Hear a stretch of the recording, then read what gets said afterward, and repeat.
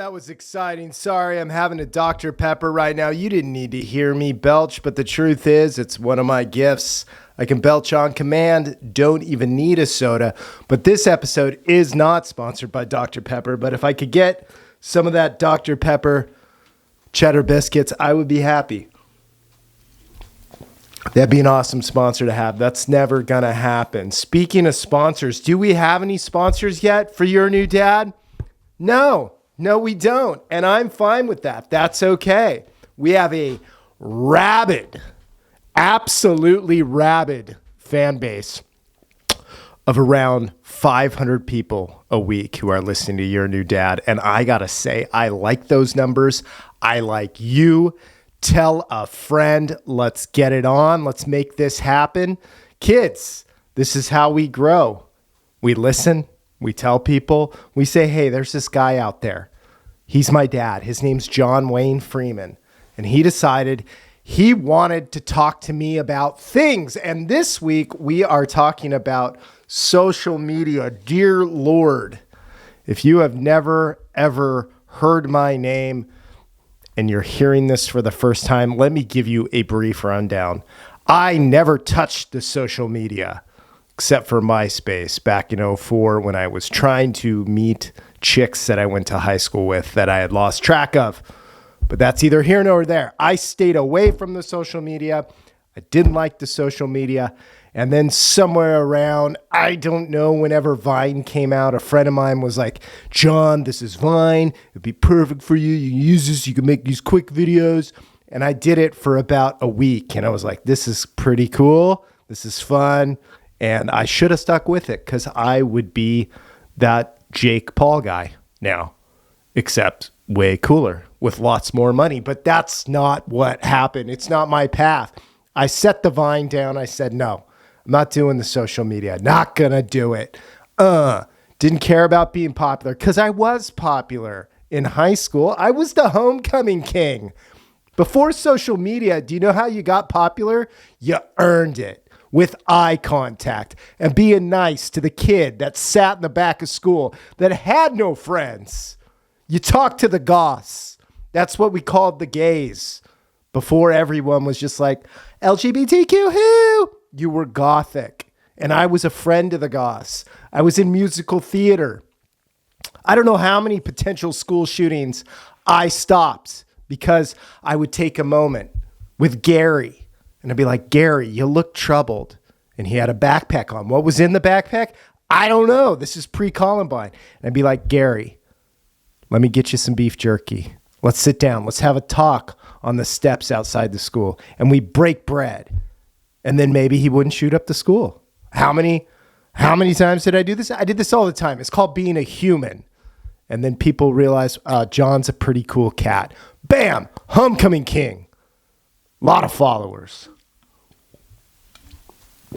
Except not online, because the internet was pretty new at the time. And then along came the Instagrams and the YouTubers. And it doesn't seem that long ago to me. Like '08 or something, you start seeing YouTube stuff. Then I'm already at this point, 2011, I'm 31 years old, and I'm like, wait, what? People are making a living? And then you're like, oh, it's a YouTube family? This is the worst thing I've ever seen. Look at this fake family, and they're making millions of dollars in endorsements. And I started to get mad. I started to get fired up. I was like, I'm talented. I'm humorous. I could do this. I could make this happen, but I was busy working as a paramedic and stupidly trying to become a firefighter. Why do I say stupidly? Because I had no business trying to be in that line of work. I just wanted the cash and prizes. I liked the overalls. I wanted the helmet. It looked good. I wanted to be on the calendar. I've said this before. All the wrong reasons to get into the fire department. So it was a bad move on my part.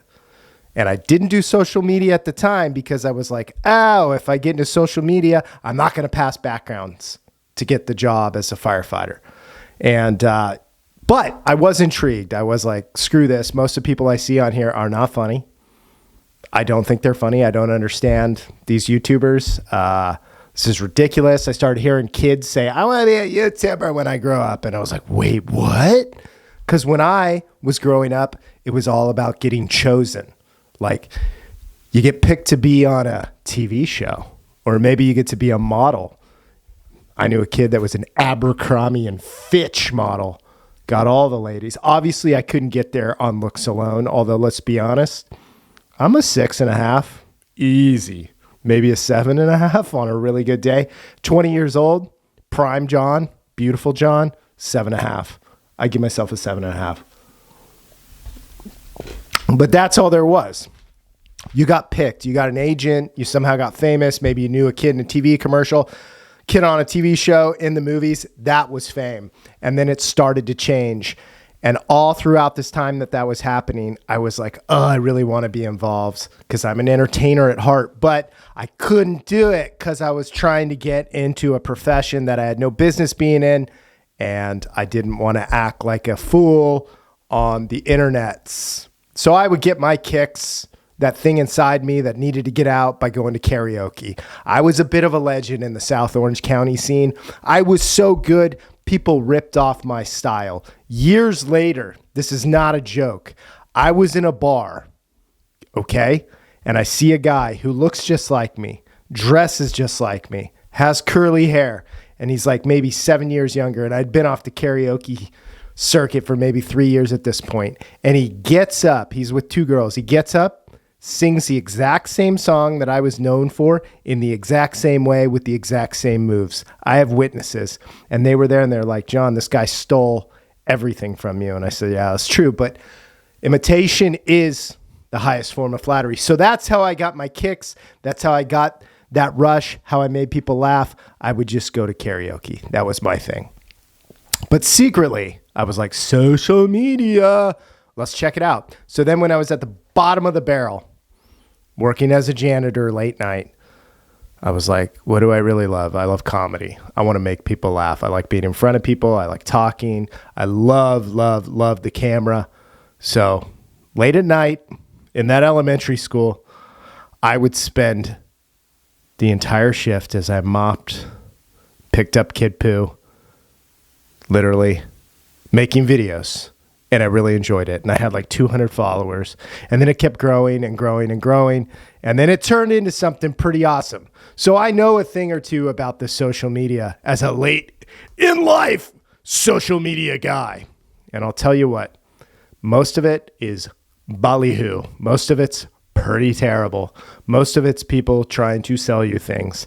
And I've always found that I like the authentic people, which there are few of in the social media sphere. Now, social media isn't just comedy. It's also the mom who's like, I'm a mom and I can show you how to be a mom too. Or, hey, I'm a dad. I can tell you how to be a dad. Or, hey, want to lift some weights with me? I'm on testosterone. Let's go. Let's go. It's anything and everything you could imagine. There's an entire world of people who just like G.I. Joes, and they're G.I. Joe influencers. You name it, whatever you can think of. Somebody makes a certain type of key lime pie better than anyone else in the world. They'll have a YouTube page and probably a pretty decent following. So you have all types of things, and you have X, formerly Twitter, with all your information that's coming out. You guys know how it works. I don't need to tell you. But the main point I want to get across to you is that social media is a magical place filled with fakeness, just like television or the radio or the movies or the news. Everybody's trying to sell you something, and there's very few authentic people, and you need to be very careful about what you watch and what you say, and you need to know excuse me, that it's not acceptable. You need to know who owns these platforms and what their intentions are. And you need to also know that social media is super addictive. It is. You start to think you're a little rad. You're like, oh, I got 300 followers and look at my comments and I'm sassy. And before you know it, you're just staring at your phone all day. Have you ever looked at your time spent on your phone? If you have an iPhone, at the end of the week, it'll pop up. It'll be like, you spent 19 hours on your phone or on this app. And you'll go, wow, I'm a loser. What am I doing? And you'll try to justify it. You'll be like, no, I'm building a business here. Well, maybe. I would just suggest be very careful. It's like sugar or methamphetamine or any other sort of stimulants that releases dopamine in your brain, the social media. Be careful with it. You got 1,000 different pieces of information coming everywhere. I can tell you that I have noticed this. People's attention spans have gotten worse and worse and worse, if that was even possible. The videos I used to post were 1 minute long, 59 seconds, and people loved them. And now I get them for maybe 14 seconds. That's the window. So people's attention spans are getting worse and worse. I just came from the orthodontist. I got a 9 and 11-year-old. We're sitting there. My kids are reading books. They're good kids. They're talking to me. We're laughing.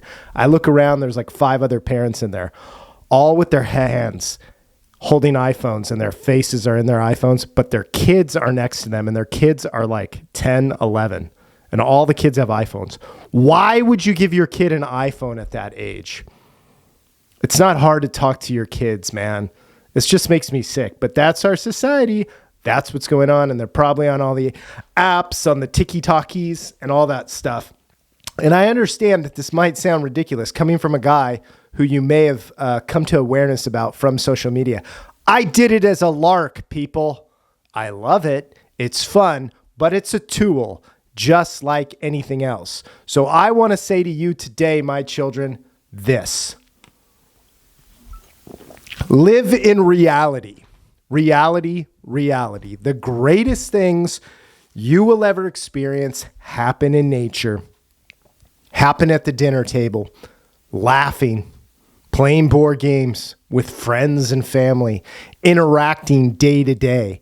Go out into your city or your town and walk the streets without an iPhone. Oh, dear God, you can do it. I know you can. And observe humans.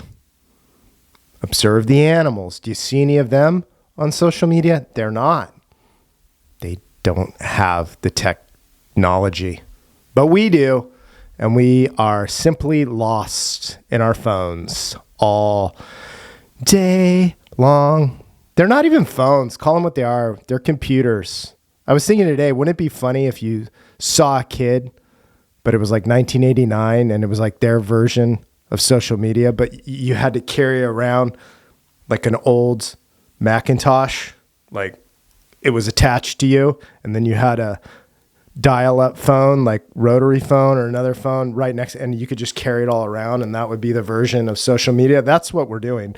We're carrying around everything in our hands, and we think just because it's small and cute that it's not completely addictive and powerful, but we're just carrying around a computer, laptop, just in small version. This is breaking news.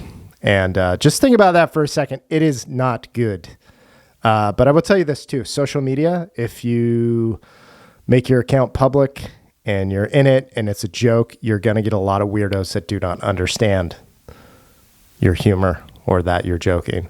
And then you might have to set up an alarm system in your house to keep those potential creeps out. Yep. And they say, you know, you've made it if you got haters. I don't know about that. I always wanted everybody just to like me. But reality, folks, try to be grounded in it. It's just going to get worse as AI pops off, as video games get crazier and crazier. Virtual reality, all of it is here. It's going to get gnarlier and gnarlier. And I think there's going to come a time when we're going to have to take children literally to schools where we teach them how to make eye contact with other humans. Here's how you shake a hand. Here's how you interview for a job. We have so many kids right now that are indoor cats. I got like 5 kids in my neighborhood right now that I have not seen in 3 years. They go into their houses. They don't come out. What are they doing in their houses? They're on the computer all day. Do you know what kind of a creepy individual that's going to create? And their parents are just like, he's just more of a tech guy. Oh, is he? Well, I'm concerned he's monitoring me right now, and he might shoot me up while I'm walking to get the mail. But okay, yeah, I'm sure Junior's doing great. I haven't seen him get a breath of fresh air in 2 years, But yeah, he just likes computers. Okay, cool. What I'm trying to say is get outside. Get outside, my kids. Explore. Wrestle. I'm telling you right now, dude, as you look at warfare and it's all drone operators, we're all going to get killed by nerds. That's how it's going to work. Some dork that just stayed in his house all day, his entire childhood, that's going to be the guy that drops a bomb on me and you. And it's terrifying. But I don't care if that's how it ends. I'd rather be the guy that knows how to go outside, peas in the woods, can kind of use an axe. Get out there, kids. Enjoy life. Get off the computer. Most of it's goobly gop anyways. And then you're laying in bed at night thinking about the 1,000 things you saw on X that day. It's no way to live. We're not robots. We're human beings. Human beings, damn it. Dr. Pepper is powerful. That's why it's my favorite beverage. Has been for some time. I got into the DP way too young. Get your mind out of the gutter. Dr. Pepper's a great drink. I love it. It's one of the best things that's ever happened. Established in 1885. Last time I was in Texas, I went to the Dr. Pepper Museum.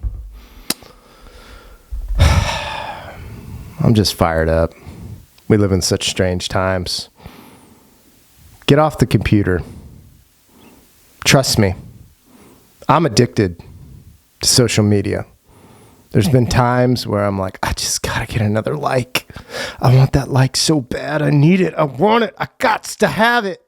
Gotta get that dopamine going. Just, do they think I'm funny? Are they mad at me? You just want to know. These are people that are staring at a phone that you don't even know. They're strangers. And you know what they say about strangers? Stranger danger. Why do I want to collect a bunch of strangers that press a button that gives me a little fake heart? Well, I'll tell you why. Because there's social credit, and it leads to some pretty awesome things. What I'm trying to say is, if you're going to get into the influencing game, be responsible about it. Don't be a geek. Be a real person. We can all sense the fakeness coming through our phones when there's an inauthentic person. And I will tell you the truth. The reason why I started Your New Dad is because I believe the future of all of this is authenticity. All of these great devices where we can immediately get our thoughts to billions of people across the world. You know what's going to be the big, and most influential thing that comes out of that? The information that we can actually use in a healthy way. Authenticity. I don't want to die and people are like, he made that funny fart joke one time. I want them to say, Your New Dad had an impact on the way I think and the way I feel, and gosh darn it, the way I lived my life. That man said that thing that one time where I went, Dad, that's right. Thank you. And then you lived a better life. To me, that's a better way to live. Try to help those people around you and do it in the most healthy way possible. Who cares about likes? Who cares about numbers? Who cares how many followers you have? You'd rather influence people around you first, your family, friends. These are the people you look after. And then outside of that, maybe live your life where you do something to benefit other people. Does that make sense? I hope it does. I'm really glad you can't smell this through the microphone because it's overwhelming. It's actually quite delicious smelling. It's not bad. If you were thinking it was, it's not. I burp and I fart a scent that smells like wildflowers, but that's my burden to carry. All right, this was Your New Dad, episode 8. Social media. Reality. Awesome. Go after reality. Embrace it. Know it. Love it. I hope you're listening to this either driving or moving. Move that body. Move that body. Move that body. Go for a walk every day. Get physical. Get your head out of the phone. Out of the phone. Off the computer. Get your kids' heads out of the phone. Off the computer. Get them running outside. Living a life. like they're supposed to with a physical body. These things never existed until recently. This is not good for us. So go do what humans have always done. Move that body, love other humans, treat them to the best of your ability, the best God-given way you know how. And gosh darn it, make a difference in the world. I hope this rant from your new dad helped you this week. I thought it was awesome. Dr. Pepper, thanks for giving me the strength to carry on today and deliver the news to my children. This was your new dad. I love you. I cannot wait till next week. Again, you're in early on the ground floor. I'm going to be a superstar. All right. Have a great week. Shaka.